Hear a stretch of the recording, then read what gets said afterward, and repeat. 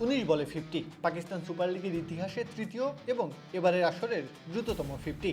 মাস সাদাকাতের bat থেকে বেরিয়ে এলো আগ্রাসনের ফুলকি।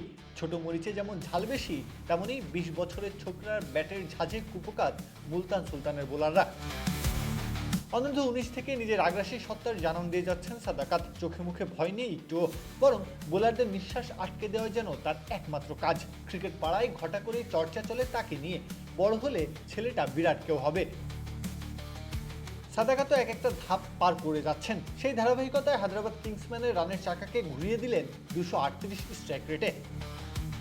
সাইম আইয়ুবের সাথে ওপেনিংয়ে নামার আগেই যেন পণ করে এসেছিলেন, আজ ঝড় উঠাবেন 22 গজে। শুরু থেকেই সেই শপথে বলিয়ান সাদাকাত দেখালেন কি করতে পারেন তিনি। ওপেনিং জুটিতে 5 ওভারে এলো 59 রান। সাইম ফিরলেও নিজের ব্যাটটাকে থামালেন না সাদাকাত।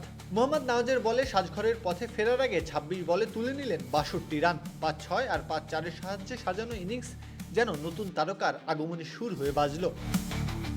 টি-20-র এই রমরমা যুগে পাওয়ার প্লেটাকে যেভাবে কাজে লাগানোর দরকার সেভাবেই কাজে লাগালেন সাদাকাত। আউট হওয়ার আগেই বড় রান করার বন্দোবস্ত করে দিলেন হায়দ্রাবাদ কিংসম্যানকে। প্রত্যহ কাব্য, খেলা 71।